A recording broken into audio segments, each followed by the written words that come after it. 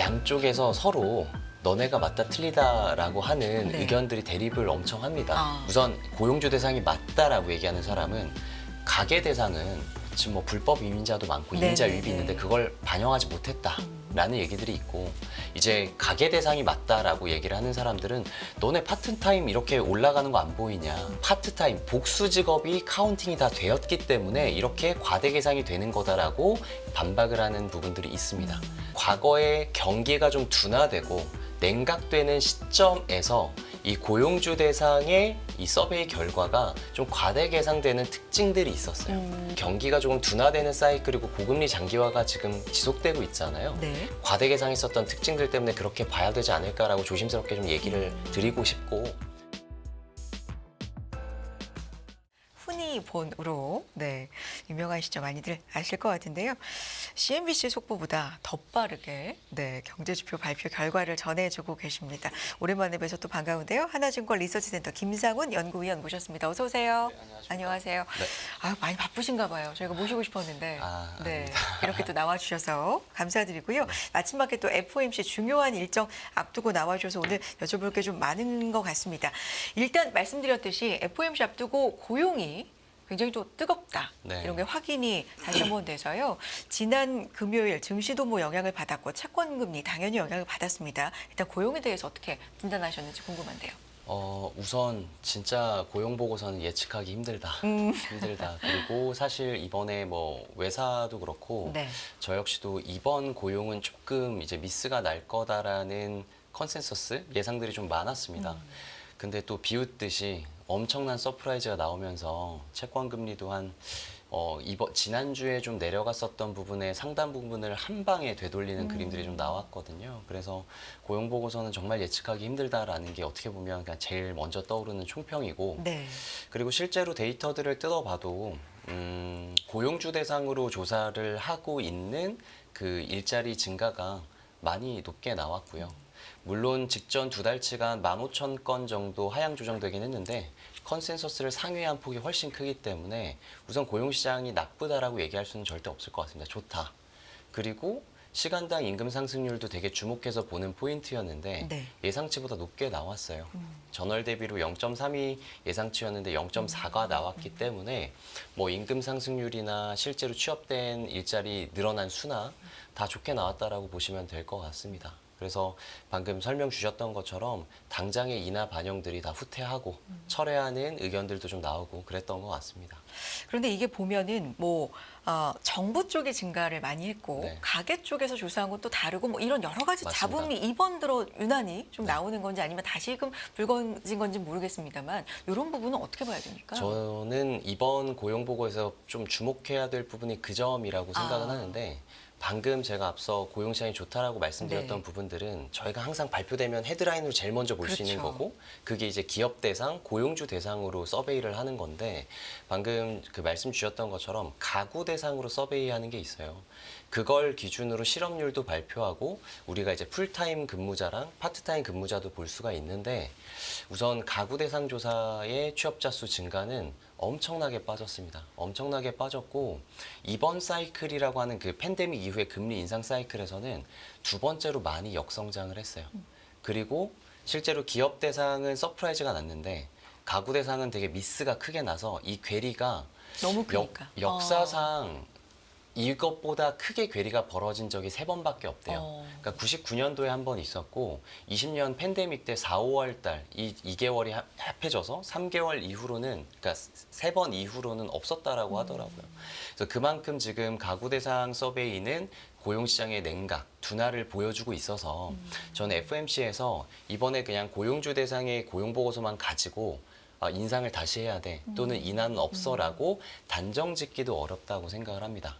그리고 방금 말씀드렸던 것처럼 우리가 고용시장이 정말 견조하고 좋다라고 하려면, 그러니까 풀타임 근무자들이 많고 파트타임 근무자들이 좀 줄어야 되는 부분들이 많은데, 말 그대로 양질의 그쵸. 일자리가 좀 더 그러니까 많아요. 퀄리티를 봐야 네. 되는 건데, 물론 네네. 코로나 이후에 재택근무도 생겼었고, 그리고 지금 MZ가 대변하고 있는 나는 지금 하고 싶은 거 할래라는 구조적인 변화도 있지만, 저는 그래도 뭐 시대가 그렇게 급격하게 바뀌어서 모든 사람이 파트타임을 선호한다라고 보진 않아요. 그리고 실제로 서베이들을 보더라도 파트타임을 하는 사람들의 이유 자체가 내가 벌려고 하는 목표치의 돈보다 소득이 되지 않기 때문에 내가 복수를 뛰는 거다라고 얘기를 한단 말이죠. 그렇다면 아직 퀄리티를 봐야 된다라는 거고 이 기준은 중요하다라는 거잖아요. 근데 이번에 5월 고용 보고서에서 풀타임 같은 경우도 엄청나게 빠져서 이번 사이클에서 역대 세 번째로 가장 많이 감소를 하는 그 결과들을 보였거든요. 네. 그래서 저는 퀄리티 측면에서는 되게 좀 나눠서 봐야 된다. 그러니까 양적인 부분들이 잘 나왔는데 실제로 퀄리티 측면에서는 질적인 부분에서는 조금 양면성을 보여왔었고 이게 이번이 처음이냐? 그렇지 않습니다. 그러니까 이번 팬데믹 이후에 금리 인상 사이클에서 종종 나타났는데 최근 2달이 잠잠했었던 네. 거예요. 근데 갑자기 서프라이즈가 나서 다른 이면을 뜯어보니까 퀄리티 측면에서는 되게 안 좋았다라는 겁니다. 그리고 또 하나는 실업률이 드디어 4자를 봤어요. 네. 그러니까 4%예요. 물론 저희가 유토피아에서 그냥 구조적인 실업률만 볼 수 있는 거를 이제 추정을 하는데 그걸 제 자연 실업률이라고 합니다. 근데 연준이 추정하는 게 4.1%예요. 근데 이번에 4.0까지 나왔지만 여전히 자연 실업률보다 낮기 때문에 완전 고용입니다. 그래서 제가 고용 시장이 나쁘다라고 말씀드리는 건 절대 아니에요. 근데 4라는 숫자가 되게 상징성이 있고 앞으로 4에서 올라가는 그림들이 나오면 그때부터는 고용 시장을 바라보는 시각도 달라질 수 있다라는 겁니다. 그리고 저희가 그 샵룰이라는 게 있어요. 3의 법칙. 네. 네. 그래서 이 샵룰이라고 얘기를 하는데 네. 이게 만약에 다음 달 지표에서 그러니까 6월 고용시장의 실업률이 4.1을 찍거나 혹은 6월 달과 7월 달 지표가 둘 다 4.0이 나오게 되면 그 최근 12개월 저점 대비 0.5가 증가하는 샵룰의 법칙에 부합이 됩니다. 물론 이 샵룰이라는 게 사후적으로 네. 너네 경기가 둔화됐었던 거야라는 걸 알려주는 지표예요. 네. 그리고 과거에는 침체 지표로도 많이 활용이 됐었고 사후적으로.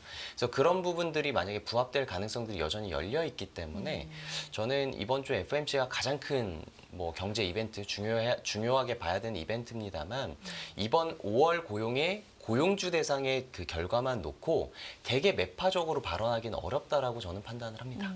네.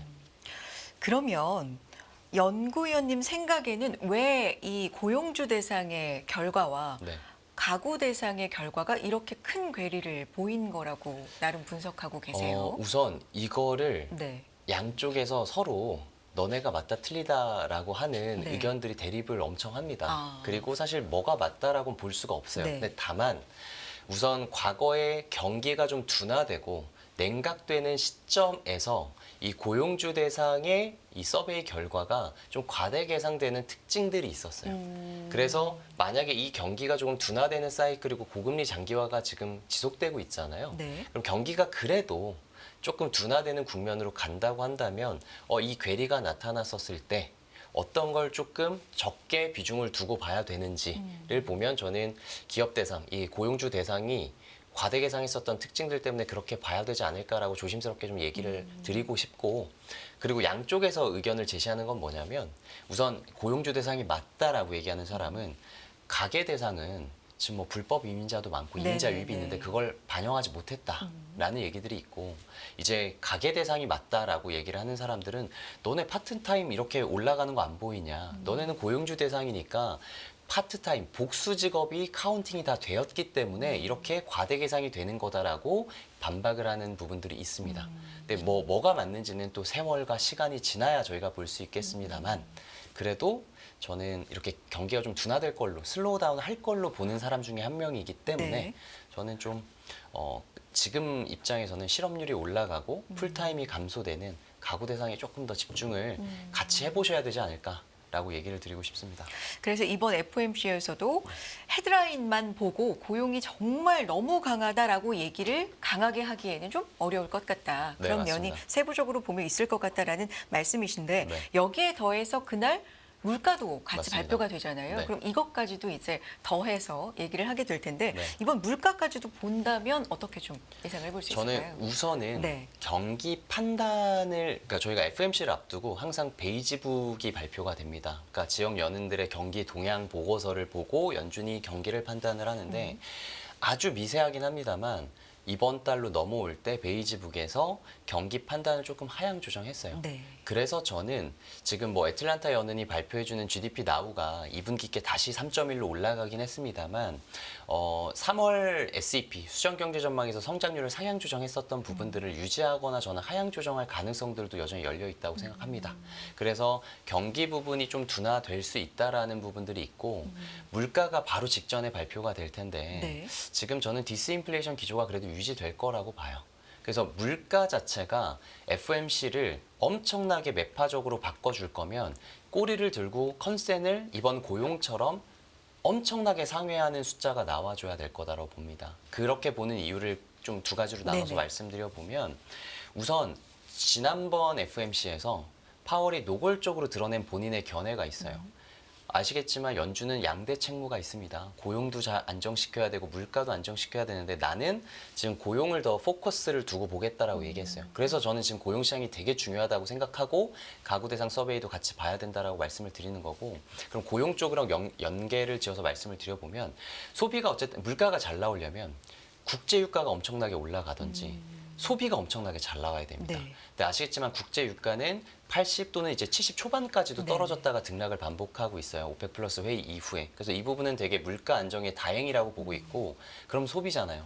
저희가 매번 채권 시장뿐만이 아니라 시장이 미스했었던 게 두 가지가 주거비 빠진다 했는데 안 빠지고 미국 소비가 빠진다 안 빠지는데 미국 소비만 간단하게 말씀을 드리면 크게 세 가지 축이 있어요. 고용 시장이 너무 잘 나오다 보니까 임금이 올라갔죠. 이번에도 네. 0.4로 올라갔잖아요. 네. 그 임금이 많으면 소비를 할 수 있겠죠. 그렇죠. 근데 이제 나머지 두 개가 있는데 작년에 저희가 제일 많이 들었던 말일 거예요. 초과저축. 팬데믹 때 돈을 너무나도 많이 뿌리니까 초과저축이 쌓였었다. 그걸로 썼다. 돈을. 네. 그리고 세 번째가 이제 MZ 세대로 대변이 많이 됐었던 지금 쓰고 죽자. 라고 하는 신용카드 빚이 포함된 이제 리볼빙 데이터라는 게 있습니다. 네. 근데 지금 4월 데이터까지 가장 최근께 발표가 됐는데 우선 샌프란시스코 연은에서 발표해주는 초과저축은 3월 달부터 마이너스로 돌아섰고요. 네. 그리고 4월 달에 마이너스 폭이 확대가 됐습니다. 그리고 이 리볼빙 데이터 같은 경우도 우선 3년 만에 처음으로 감소했어요.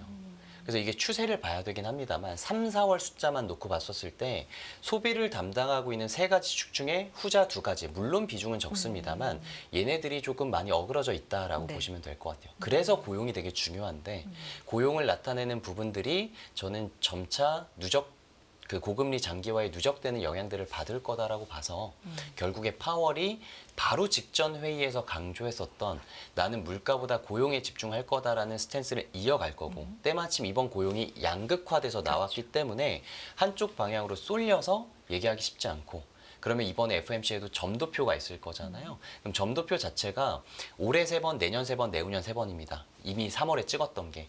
올해 3번에서 한 번이나 두 번으로 축소시키는 건 주식시장이나 채권시장이나 FX 시장에 다 반영이 되어 있어요. 그래서 제가 보는 건 결국에 파월이 기자회견에서 본인의 뷰를 유지하는지가 되게 중요할 거고 내년도 점도표를 얼마 정도 건드릴 거냐. 네. 그리고 거의 안 건드린다 그러면 시장은 완전 서프라이즈로 해석할 가능성들이 높다라고 생각을 합니다. 그래서 그 부분까지 같이 지켜보셔야 되고 물가 같은 경우는 제가 잠깐 말씀드렸던 것처럼 컨센서스를 대폭 상회하지만 않으면 저는 크게 영향을 미치지 않을 거고 오히려 컨센 부합만 되더라도 파월의 본인 뷰를 유지할 가능성이 크다라고 저는 판단을 합니다.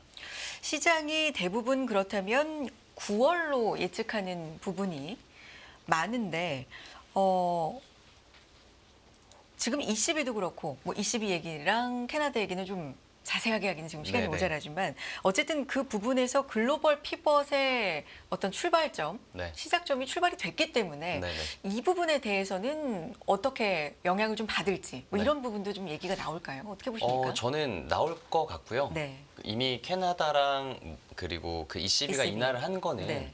시장에 시그널들을 많이 줬었고 그거는 또 경기와 물가에 대해서 국가별로 차별화될 수 있다라는 이런 원론적인 얘기지만 이게 팩트잖아요. 그렇죠. 우리나라도 마찬가지고 그래서 그런 부분들을 얘기를 하면서 얘네들 때문에 우리가 인하할 거다라는 엄청나게 도비시한 멘트들은 날려줄 수 없을 거다라고 생각합니다. 이 발언을 나오긴 기대하긴 어려울 거다라고 보는데 그냥 그 경로와 지금 우리가 가고 있는 경로가 조금의 시차는 있을 수 있다라는 원론적인 답변 정도를 할 것 같아요. 네. 그러면서 첨언을 하는 게 우리도 물가 경로가 그렇게 좀 완만해지고 하면 우리는 인하할 수 있을 거다라는 본인의 뷰를 유지할 거다라는 거죠. 그러니까 다른 연준 위원들은 좀 매파적으로 얘기하는 부분들이 있는데 파월은 이게 정치적인 행보라는 비판들도 많이 받고 있지만 제가 볼 때 파월이 사실 인플레이션 한번 틀렸잖아요.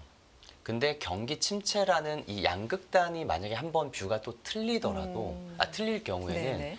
아마 잊혀지지 않는 연준 의장이 될 수도 있을 것 같아요. 저희 애널리스트들도 이제 뷰를 계속 유지하는 게 좋은 건 아닙니다만 한 번 만약에 막 쇼쟁이다. 한 번은 맞는 경우가 있거든요. 그래서 물론 파월이 시장을 그렇게 생각을 하고 시장 대응을 하는 사람은 아닙니다만 되게 두려운 부분들이 있을 것 같아요. 그러니까 인플레이션 틀렸는데 금리를 내려야 되는 시점도 만약에 틀려버리면 거기에 대한 오는 정치적인 부담이나 명예적인 부담들도 있을 것 같습니다. 물론 이거는 이제 정파적인 얘기는 아닙니다만 그런 부분까지 고려를 해보는 FOMC가 되지 않을까라고 생각을 하고요. 저희 하나증권 리서치 센터도 9월 인하를 첫 인하 시점으로 전망을 하고 있습니다. 인플레이션 실기에 대해서 인플레이션에 너무 시기를 놓쳤다. 네. 네, 이런 부분에 대해서 비판이 좀 많았는데 침체 부분까지도 놓친다라는 비판은 좀 힘들 거다. 네. 이런 부분을 좀 조심스럽게 접근할 거다라는 말씀이십니다. 최근에 이런 걸 모두 반영한 채권 금리에 대해서 어떻게 보고 계세요? 다시 4.4가 됐어요. 그러니까 저희는 우선 연말 중에 3분기가 될지 4분기가 될지는 뭐 지표 따라 다르겠지만 저는 미국채 10년물 이 초장기 금리에 투자하신 분들이 개인 고객들이 되게 많지 않습니까? 근데 저는 우선 하반기만 놓고 봤었을 때는 그래도 한 4.1%까지는 한번 내려올 거다라는 전망을 유지합니다. 네. 그렇게 보는 이유가 저는 하반기 때 두 차례 인하 전망을 여전히 유지를 하고 있고 미국 경기가 고용 지표를 필두로 해서 슬로우 다운해지는 게 나올 거다라고 봅니다. 네. 왜냐하면 저희가 이번 고용 지표만 하나 가지고 금리가 다시 4.4%로 올라갔지만 그 직전에 발표된 졸트 구인 건수 그리고 ISM 제조업 지수 같은 지표들을 보게 되면 저희가 4.3 뚫고 4.2%까지도 내려가게 만들어주는 그 재료들이었거든요. 네. 이 모든 걸 모두 망라해서 고려를 해야지 고용 보고서 하나만 가지고 판단하기는 어렵다라고 생각을 합니다. 그래서 고금리 장기화 여파가 지금 지표들에 누적되는 게 시간을 두고 저는 보일 거다라고 생각을 해서 이 4.4라는 숫자가 지금 되게 유의미한 이유가 지금 뭐 미국 정부가 내세운 미국의 평균 차익금리, 장기물 차익금리의 전제치를 보면 올해가 4.4% 정도 돼요. 그래서 이 정도 안에서 관리를 하려는 모습들이 나오긴 합니다만 시장은 항상 빠르잖아요. 그렇기 때문에 만약에 FOMC에서 다시 인상이나 인하의 기대를 일축하는 그림만 나오지 않는다 그러면 결국에는 데이터 따라서 갈 수 있고 ECB가 했던 것처럼 지금 데이터보다 결국에는 우리는 여태까지 누적된 데이터들의 추세를 가지고 우리는 인하는 할 수 있다라는 이 파월이 ECB가 내세웠던 그런 견해를 비슷하게 내세운다라고 하면 저는 시장은 조금 안도할 수 있을 거다라고 생각을 하고 있어요. 그래서 지금 4.4에서 4.5 레인지에서 결국에 레인지 장세가 되게 좁은 쪽에서 등락을 반복하고 있는데 하반기 때는 그 하단을 조금씩 낮춰갈 거다라고 생각을 하고 있습니다. 다만 이번에 인하를 저는 보험성 인하로 보고 있어요.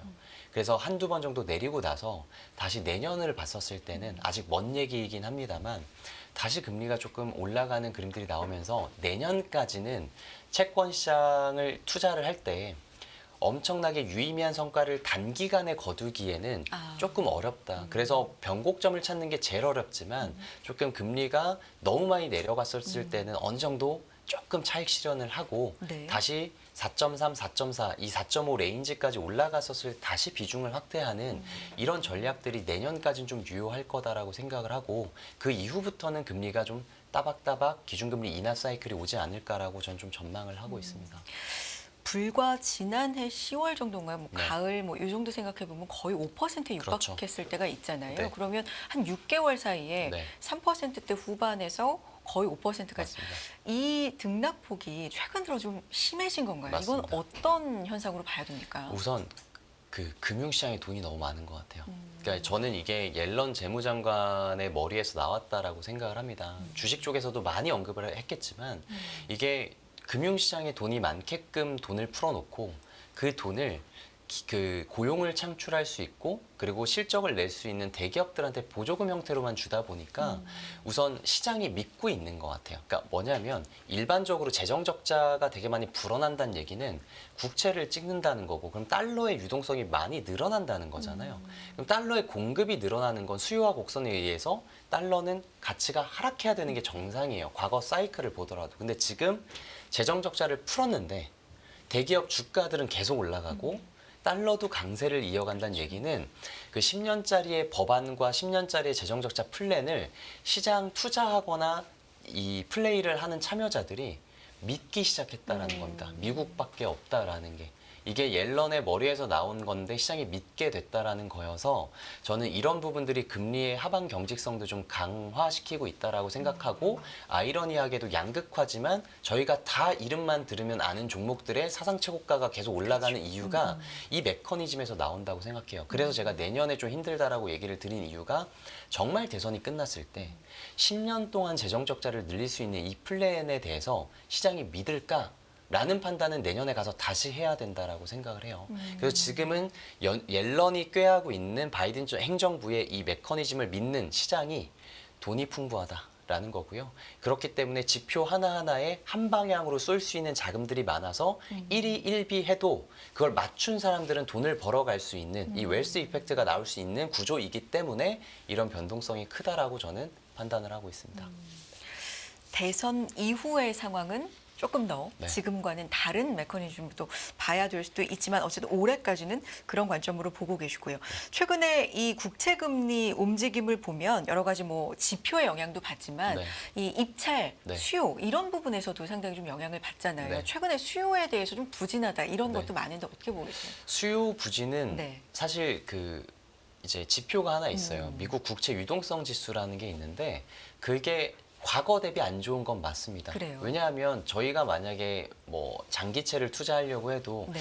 나 이 금리가 물론 과거 역사적 수준보단 높지만 더 올라갈 것 같은데 국채를 더 찍는다고 하는데 공급 물량이 많으니까 더 높은 금리를 원해라는 게 텀 프리미엄인데 네네. 이게 높아지다 보니까 수요가 죽는다라는 얘기들이 나오는데 이런 것들을 해결하기 위해서 정말 한 20년 만에 미국 정부가 바이백이라는 조치를 좀 실시했고 6월 1일부터는 어쨌든 QT를 감속시키는 테이퍼링도 지금 시행을 하고 있기 때문에 저는 이게 한쪽으로 그냥 수요가 계속 죽고 공급만 늘어나는 부분들을 미국 정부나 연준이 놔두는 게 절대 아니다라고 생각을 하고 있습니다. 그리고 이 수요란 수급보다 항상 중장기적으로는 통화 정책과 펀더멘탈이 훨씬 더 영향을 많이 줬었기 때문에 저는 미국 경기가 슬로우 다운 해지는지 여부가 되게 중요하다.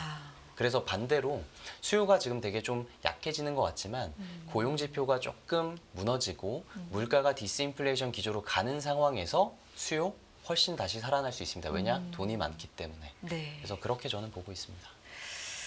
알겠습니다. 오늘 여러 가지 뭐 사실 국제적으로 캐나다도 듣고 싶고 ECB도 듣고 싶지만 미국과 네. 우리 얘기만 좀 해본다면 그렇다면 미국을 지금 9월로 보고 계시잖아요. 네. 그럼 한국은행은 어떤 선택을 할 수 있을까요? 저는 네. 우선 하반기 전망 자료를 통해서 네. 8월 달에 첫 인하, 그러니까 1개월 정도 먼저 인하가 가능할 수 있고 그리고 4분기에 한 번 더 해서 미국하고 한국 둘 다 두 번의 인하를 전망은 하고 있습니다. 근데 우선 기준금리가 언제 인하하고 몇 번 인하하는지도 되게 중요한데 이번 사이클에서 제가 좀 중요하게 보는 건 지금 인하를 못할 것 같다라는 이 보수적인 입장이 지금 시장을 지배하고 있거든요. 사실 우리나라요? 채권 시장은 네. 둘 다요. 둘 미국이나 다. 한국이나. 그러니까 미국은 조금 파월이 너무 세게 네. 얘기했기 때문에 가능하다고 보지만 한국은 정말 한 번도 가능할까라는 생각들이 되게 많아요.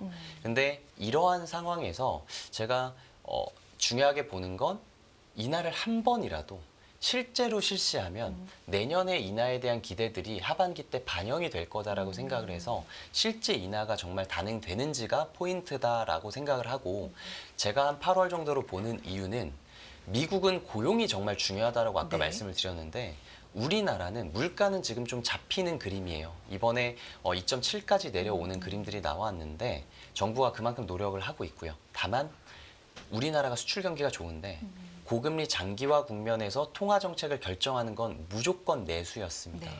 그래서 소매 판매나 민간 소비가 꺾이는 그림들이 나오면 우리나라는 인하를 할 수 있을 거고 다만 그 전제가 미국의 9월 인하 확률이 그래도 70% 이상까지 올라가는 그림들이 좀 나와줘야 될 것 같아요. 그러니까 미국도 어느 정도 인하가 될 거다라는 확률이 뒷받침된 상황에서 우리나라의 내수가 좀 꺾이는 그림이 나오면 전 2분기 때 역성장을 할 거다라고 보고 있거든요. 그거 3분기 때 확인할 수 있잖아요. 그럼 그때 첫 인하가 가능할 수 있다라고 전망을 합니다. 마지막으로 하나만 더. 근데 성장 그 전망률, 네. 성장률 전망치가 올렸죠. 좀 올라가고 네. 있어서 보험성 인하도 할 수 있는 어떤 근거가 좀 사라진다는 얘기가 네. 좀 많아서요. 네네. 이런 부분 어떻게 보시는지? 저는 근데 이번에 포인트는 금통위 때 성장을 2.5까지 올렸지만 물가 전망치를 유지했어요. 그러니까 수요 측 인플레이션의 압력이 발생하지 않을 거다라고 보는 거고 그 얘기는 순수출 기여도가 끌어올린 거지 내수 기여도가 성장률을 끌어올린 게 아니다. 그리고 우리나라 금통위 성명서에서도 2분기 때 민간 소비는 좀 저조할 거다라고 이미 적혀 있기 때문에 그리고 이번 4월 소매 판매도 좀 부진한 모습들이 나왔습니다. 그래서 그런 부분들을 감안을 해보면 수요 측 인플레이션이 발생하지 않고 성장 쪽에서도 수출과 내수의 양극화가 있기 때문에 파월이 얘기하는 것처럼 우리도 고금리 장기화의 여파를 받는 양극화가 되게 심합니다. 그러니까 이런 부분을 조금 도닥여주고 좀 감싸줘야 될 필요성은 전 충분히 있다라고 판단을 하고 있습니다. 알겠습니다. 여기까지 듣겠습니다. 하나증권 리서치센터 김상훈 연구위원 함께했습니다. 고맙습니다. 감사합니다.